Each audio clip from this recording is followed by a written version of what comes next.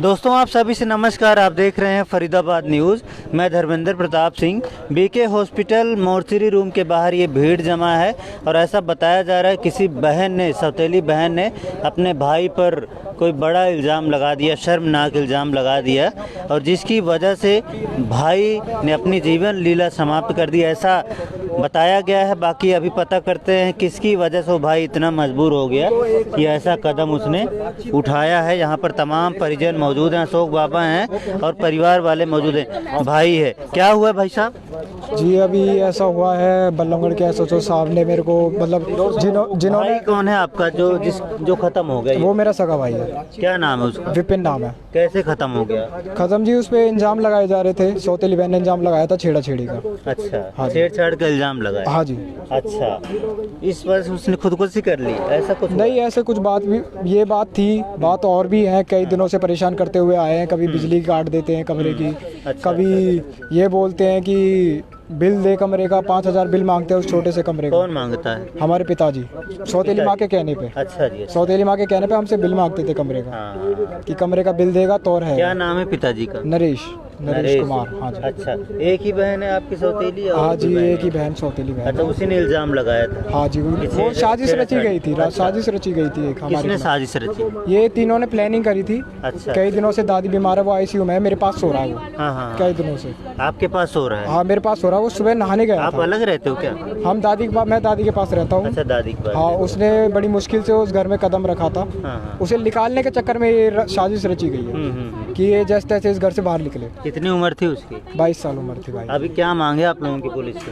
कोई पुलिस मांग से कर रहे हैं? मांग थी एफआईआर दर्ज वगैरह करो। करा रहे हैं? हाँ जी, वो अब तक करी नहीं। अच्छा, करी नहीं। हाँ। और जो उनके क्या चाहते हो भैया? इसमें अभी तक हमने मांग कर रखी थी, हम पोस्टमार्टम हुआ था और डेड बॉडी लेने के जाने के लिए सब कोई एग्री था, यहाँ पर ले जा ही रहे थे बल्कि। तो पुलिस वालों को बोला गया जी एफआईआर दर्ज हो गई है, वो दिखाना जरा। पुलिस ने कोई एफआईआर दर्ज नहीं की है। अभी रोजनामचे में एक रपट लिखी है नॉर्मल इन्होंने, और रपट लिख के इस डेड बॉडी को यहाँ अब कह रहे हैं तफ्तीश का पार्ट है, वो ले गए हैं। इन बच्चों की और हमारी सबकी यही डिमांड थी कि भाई एफआईआर लॉन्च कर दो इसमें। एफआईआर लॉन्च करने के बाद भी तफ्तीश होती है, एफआईआर भी कैंसिल होती है। मगर आज तक ये जो टाइम हो रहा है 6 बजे तक 5 बजे तक, अभी तक कोई एफआईआर दर्ज नहीं की है पुलिस ने। एफआईआर दर्ज नहीं करने की है। बस हमारी यही डिमांड थी कि एफआईआर दर्ज की जाए। तो पोस्टमार्टम से पहले एफआईआर होनी चाहिए थी। अगर कोई कहीं से गिरा है या कूदा है, कुछ भी हुआ है, काफी एफआईआर का रिपोर्ट हर आदमी को, हर नागरिक को अपनी रिपोर्ट दर्ज कराने का अधिकार है, मगर पुलिस ने ऐसी कोई भी एफआईआर दर्ज नहीं की है।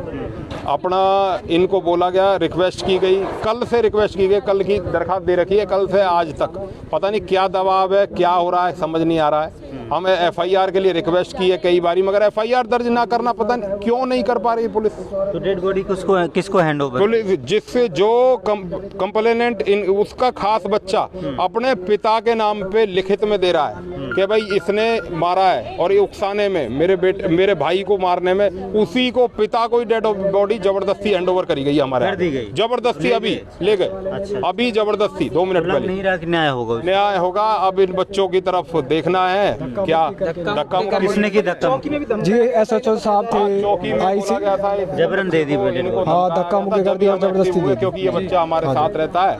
तो हमारा फायर ब्रिगेड में भी लग रहा है कोई व्यक्ति जो वहाँ मौजूद था, इनका कहना है। दरअसल वहाँ पे काफ़ी व्यक्ति मौजूद थे। इस बच्चे के साथ न्याय हो, इसी के लिए हमने निवेदन किया था कि भाई ये केवल और मात्र ये एफआईआर दर्ज की जाए। ये वीडियो भी है, अभी धक्का मुक्की करके पुलिस इस बच्चे के साथ ही, उसके खास भाई है ये। वो लोग कौन थे जो आपको चौकी बिठा रहे थे? इसी भाई को धक्का दिया था। वो मेरे ताऊ के कुछ रिश्तेदार से लगते हैं जी। तो उन्होंने मेरे को धमकाया है कि तू बच्चा है, मत कर, अपनी एफआईआर वापस ले ले, घर वाले, इज्जत है घर की जी। मैंने कि मेरा भाई मरा है, तुम्हारा तो कुछ नहीं होगा, तुम तो अपने घर चले जाओगे सब। भाई तो मेरा मरा है, मैं अपने भाई के लिए लड़ रहा हूँ, कोई गलत कर रहा हूँ? तुम इनका साथ दे रहे हो, गलत के साथ दे रहे हो, गलत के साथ खड़े हो। ये मैंने उनसे बोला है। उन्होंने बोला जो तू कर ले तू कर ले। जो हमको भैया बल्लभगढ़ में त्रिखा कॉलोनी में रहता है। हाँ जी। फिर उन्होंने बोला जो तेरे पे कर सके तू कर ले। और मैं अकेला पड़ गया, हिम्मत हार गया। हमारे अशोक बाबू जी आए हैं, बजरंग दल के विभाग संयोजक, इनसे बोला है मैंने जब आए। जांच पड़ताल होनी चाहिए भाई, वो कैसे गिरा, कूदा, क्या हुआ, किसने प्रेशर डाला, जिनके मतलब जिन्होंने मारा उन्हीं के हाथ में मेरे भाई को दे दिया। बॉडी हमने मांगी थी, FIR दर्ज की नहीं। SHO बल्लमगढ़ जो SHO साहब हैं उन्होंने धक्का मुक्की करी है यहाँ पे, पुलिस वालों ने भी धक्का मुक्की करी है, उन्हें हटाया है हमें यहाँ से। ये बात है। तो कोई प्रॉपर्टी का मैटर है क्या? प्रॉपर्टी का जी ये तो 6 दिन के नाम पर हो, पहले ही वो दादा के नाम पर है, मेरे पे दबाव डालते हैं उसको नाम करवाओ नाम करवाओ। अभी कुछ दिन पहले की बात है, बचपन में छोटे छोटे थे, सौतेली माँ को लाए इन बच्चों को पालने के लिए कि इनका परवरिश करेगी, लेकिन उसने बचपन से इनके साथ मारपीट शुरू कर दी। दादी को लगा ये तो मार देगी इन्हें कुछ खिला पिला के, फिर इनकी परवरिश दादी नहीं करी, बचपन से ले गया। आज ये 20 साल का हो रहा लड़का, दादी ने पाल पोस के बड़ा कराया। अब तक ये बच्चे जिंदा थे दादी की सह में आके, आज दादी जिंदा होते, हमारी दादी जिंदा है, इनको रखा हुआ है अपने पास रख के। आज दादी की दिमाग की नस फट गई, उसके अगले दिन ही इस लड़के के साथ ये आरोप लगा दिया। वो कहीं भर्ती हैं दादी? दादी हॉस्पिटल में भर्ती है, दिमाग की नस फट गई है, वेंटिलेटर पर है 7 दिन से। अच्छा उनके इन्होंने आरोप मौका मिल गया, इन्होंने आरोप लगा दिया कि इसको खाली करवाना पड़ेगा अब, क्योंकि दादी बचेगी नहीं, बोलने वाली तो बची नहीं इनको बचाने वाली। अब इस पर आरोप लगा और इसको घर को खाली करवाओ। लड़की ने आरोप लगाया, मेरी छाती पे हाथ लगाया इसने। बाप से वो लड़का कहता है कि पापा आपको मेरे पे विश्वास नहीं है, मैं ऐसा कर सकता हूँ। बाप ने कहा मुझे तुझ पे विश्वास नहीं है, तूने कर दिया होगा, मुझे लड़की पे विश्वास है। इतने सालों से वो वहाँ साथ में रह रहे हैं, जब तक कोई हरकत नहीं। दादी का एडमिट होता ही ये हरकत हो गई।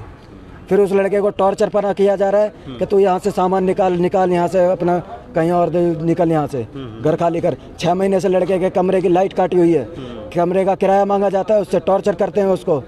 अब बाद में क्या कहानी हुई, सुबह उठ के जाता है लड़का, आरोप लगा के चाबी ये दबाव डाल के कि पुलिस कंप्लेंट करेंगे हम, नहीं तो चाबी दे दें। चाबी उससे ले ली, उसको क्या लगता है अब पुलिस में बात जाएगी, क्या इज्जत रह जाएगी कि अपनी बहन को ही छेड़ रहा है।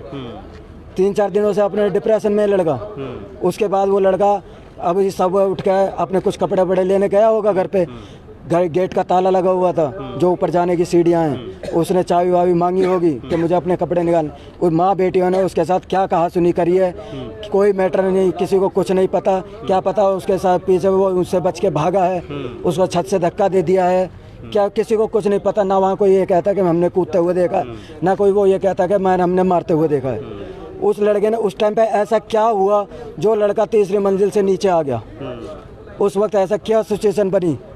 बस एक कमरे के ऊपर इसकी जांच होनी चाहिए, इसकी मांग है। आसपास कोई CCTV नाम क्या है आपका? कैमरा नहीं है, मेरा नाम मनोज है, मैं उसके ताऊ का लड़का हूँ। ताऊ का लड़का। ठीक है जी, धन्यवाद बातचीत करने के लिए। कौन सा थाना पड़ता है एरिया? ये अग्रसेन चौकी है, अग्रसेन बल्लमगढ़ थाना चौकी। सिटी थाना। देख सकते हैं। चलो जी, पुलिस से मांग है भैया इसकी जांच पड़ताल कर लो, कार्रवाई कर लो, और जो भी बन रहा है, अगर मुकदमा बन रहा है तो करो, नहीं तो कम से कम इनको पता लग जाए वो लड़का कैसे गिरा और क्या परेशानी ऐसी आ गई। अगर उसने कुछ ऐसा किया है, आत्मघाती कदम भी उठाया, तो क्या परेशानी आ गई जिसकी वजह से उसने ऐसा किया। इन सब की यही मांग है। देखते हैं क्या होता है, जो भी होगा बताएंगे। फरीदाबाद न्यूज़ से धर्मेंद्र प्रताप सिंह, नमस्कार।